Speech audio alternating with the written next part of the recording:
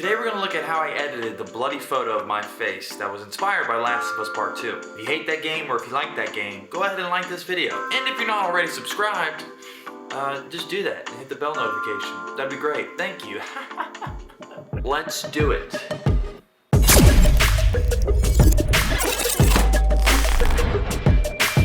Real fast, if you don't want to listen to my banter, you can see the time code in the description to click exactly when the editing begins. As you can see, if you've seen my previous videos, I'm not in my normal place. I actually got a job on a big film set, which is pretty awesome. Big blessing, absolutely. But I had to move, and now I'm in some rinky-dink small place rooming with a slob. Are you done? No. So this is the photo that I took. I was by myself. Basically, it was chocolate. Well, it was. I keep saying basically, like there's a missing ingredient that I'm not telling you about, but this is everything it was. It was chocolate syrup, corn syrup, and red dye that we mixed in a bowl, and just dripped all over my face, and thus we have the fake blood. And then for the lighting setup, it was really just a 3-point lighting setup. If you don't know what that is, just give it a quick Google. It's pretty standard. And yeah, that was it. Pretty basic. So we have this in Photoshop. If you didn't know already by the title or the thumbnail, this is a tutorial that will be involving Photoshop and Lightroom. So the main tool we're going to be using in Photoshop is the brush tool right here. So if we select the brush tool, you can see all of our options for the tool come up at the top right here. So right here we have size. If we hit down this drop down arrow, we have the size and the hardness. So size is obviously going to adjust the size of our brush. We have this circle that represents the size. If we put it up, whoa, it's huge. Anyway, let's go back to 150. And then we have, that went to 115, sorry. So then we have the hardness, which is adjusting the hardness of the edge of the brush. So it's on 0 right now. So if I was to brush, you can see around the edges is very soft. But if I was to bring the hardness all the way up, you can see the edges are very hard. Then we have the mode. That's basically blending modes, is different ways the colors react to the image below it. So if we were to set it to overlay, you can see through it, and now this color that we're painting on me is reacting differently than just putting a solid color over my face. And that you can just adjust as you're going to all different kinds of blending modes while you're brushing. So with one color, we're getting all these different effects. Then opacity is just adjusting the actual opacity of the brush. 25%, it's more opaque. And so those are all the tools we're going to be using within our brush. So let's leave the size at 150 for right now. Let's bring the hardness down to 0. And let's have the opacity be something at 35. And the mode right here, the mode, let's have it at normal. So down here, you're gonna see this little color swatch. We can select that, and then we can pick the color we want to have for painting. Now I've already kind of played around with it before the tutorial, so it's already kind of set, but basically we're going to have somewhere in the red area, and then a very dark, deep red, or even deep purple. I prefer the reddish, but purple will be okay too, because we're going to be creating this bruising. And then what we want to do is we don't want to paint right on our image in case we want to adjust the paint, the blending mode, any of that. So we can go right down here in the bottom right, and you see this square with a plus. We just click it, and it's going to create a new layer. And what we can do is we can name this layer, just double click on it. We can name the layer Bruise, or Bruises. I hope that's spelled right. I'm awful at English. Fingers crossed. So we can select the Bruises layer, and then begin to brush on our face. But if we turn the viewability off, if we click this eyeball here, basically, it's gone, but our image is still there because again, this paint is not on our image, but it's on the layer above it. That should make sense. So what we want to do is just add more bruising and more redness to our face, because right now you can see, like over here, I was lighting myself with a red light, so over here it looks pretty good, but right here, I'm not digging it. I want my whole face to look like it was just beat up and then I bled, not just that I have blood on me. So if we take our brush, and I actually want the size to be 200. 150 is not good. If we take our brush and we just brush right on here, we can see that we're already creating this darker skin tone. Now let's go over on the bruises, and right here where it says normal, that's our blending mode option for the whole layer. We're gonna set it to hard light. So that is hard light. Let's go back to normal to show the difference. So you have normal and then hard light. I feel like it just gives a better punch for the color. And basically, we're just gonna do that softly all through here. The way the brush works is it's brushing at 35% opacity. But if we click again on top of where we already painted, it's going to now be 70% opacity, if that makes sense. So if it was 5% opacity, if you clicked on it twice over top of where you already brushed, it would be 10% opacity over that area. In other words, the more you click in one area, it's going to become more prevalent of that color. So we can, in these dark areas, kind of add a little bit more of this brush, whereas in the light areas, not maybe as much, but still make these small little areas of darkness to create the effect of bruising. So that looks good right there. The next thing we're going to do is create a black eye. So we're going to create another layer. Double click on it. We can name it black eye. And again, this layer is going to be where we're painting on, and we're going to set the blending mode to hard light again. Now for the size of this, let's put it at 150 now. And let's make the opacity 35. Okay, all this stuff is still good. I'm just going to zoom in a little bit. And we're just going to brush around my right eye right here, just subtly, to bring out this effect of it being bruised. And for this type of effect, there's really no right way. It's just until you think, you know, what looks right. And it's a lot of just playing around and finicking with it. You can even finick with the blending modes. I like to use hard light, but like you can look at overlay, soft light, vivid, that's pretty dark. But play around with those as well to see what you prefer. And then we can adjust the colors too. So let's even make it darker. And let's make the brush something at like 75. And then add some more detail around the eye to create these layers of color. Sweet, so once you're happy with what you have for your black eye, what we want to do now is erase where we have, see we've painted our eye black, but we've also accidentally put some color over our eyeball. We don't want that. We want the eye to stick out. Make sure our black eye layer is selected. Select our eraser tool, and let's make it at the size of 15. And then we are going, make sure the opacity of the eraser tool is 100 because we want to erase all of it. And then we can actually make the softness 50%. And then we're just going to erase in the eyeball, and you can see how much we actually had covered the eye with what we were doing. And this is just going to help, again, bring out that eyeball, because we don't want to lose detail in the eye. I'm going to make the eraser smaller so we can fit right into this crack. I zoomed in a little too far.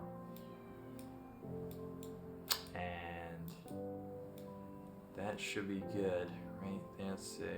So yeah, so now we have this right here, which the eyeball looks pretty wonky. It looks to stick out maybe a little too much, but we got to just help blend that in. So now we're going to add the blood in the eyeball. So let's create a new layer, and let's rename that eyeball blood, or eye blood. Let's just do eye blood. I like to type less. I'm sitting crisscross applesauce on the ground since I have no furniture in my house. Ugh.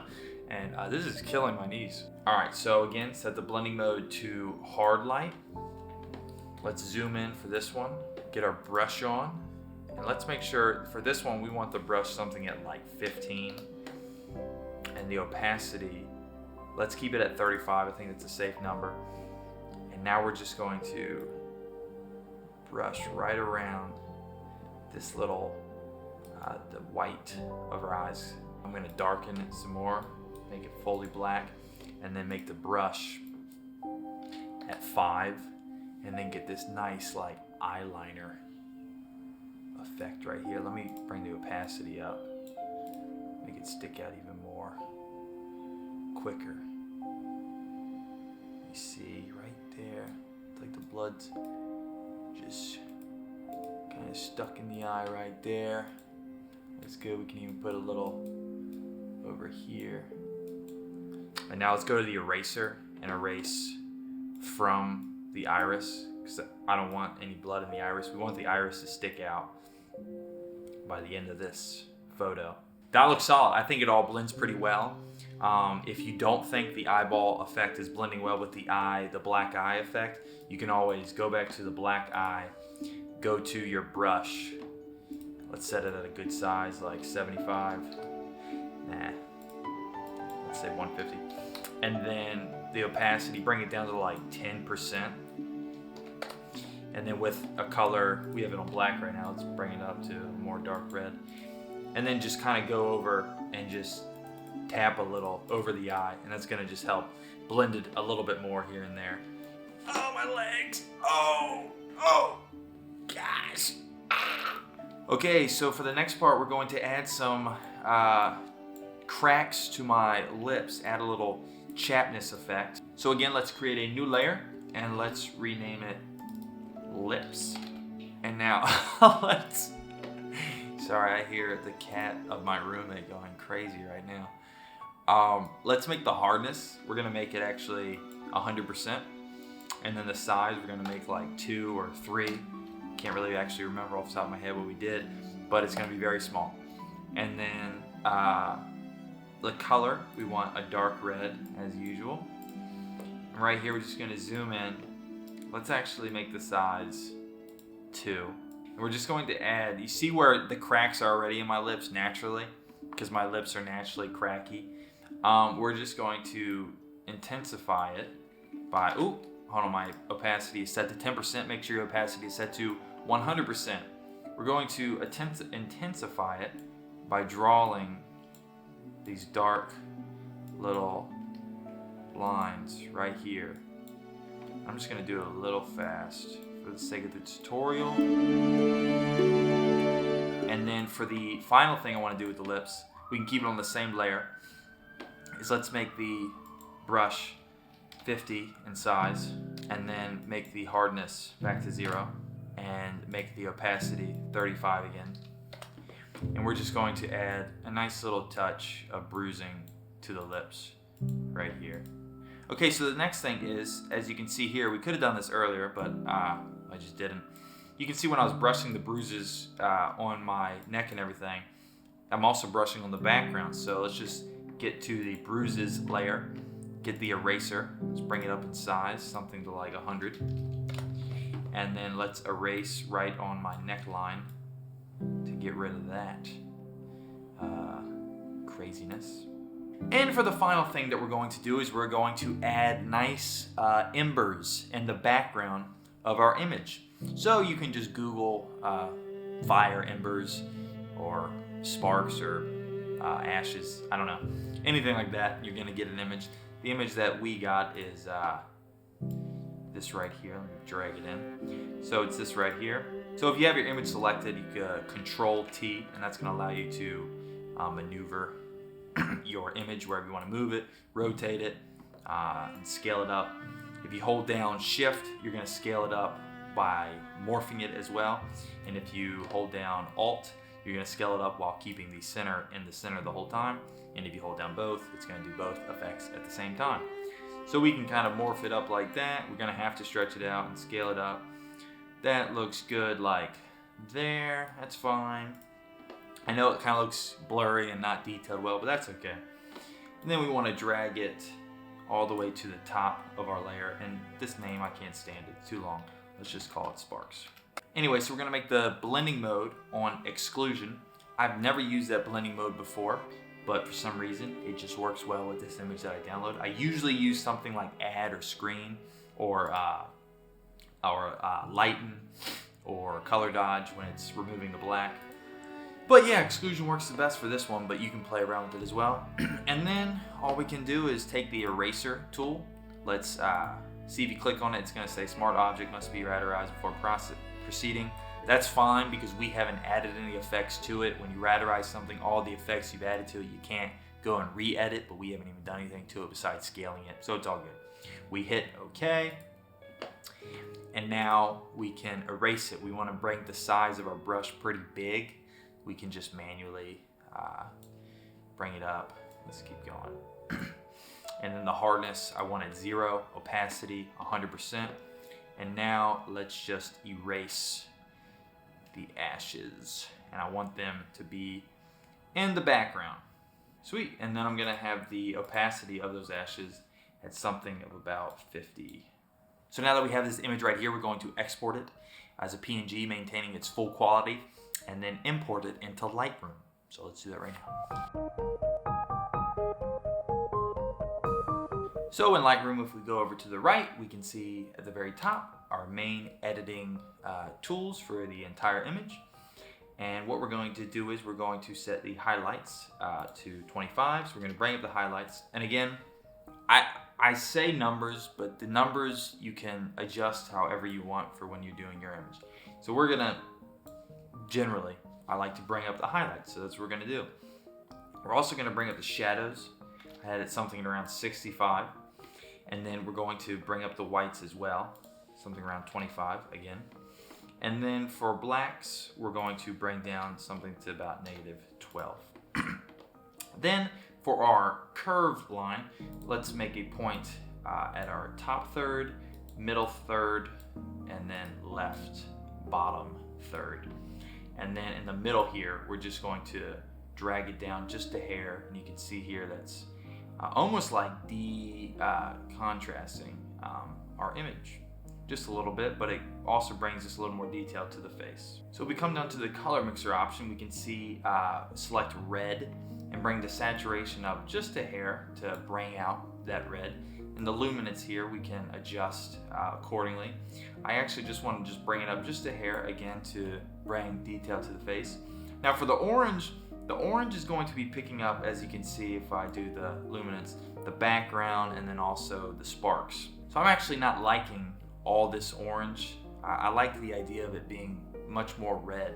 And so in the orange color for the color mixer, we have hue here. We're gonna just drag it left a little bit, and that's going to help bring out the reds more than as you can see here, this is originally what it is, but now dragging it a little to the left, it's bringing out purples, but the purples is blending well with the red. And then we can also bring down the saturation if we wanted. I don't want to do that, but that's another thing you can do if you still didn't like the orange.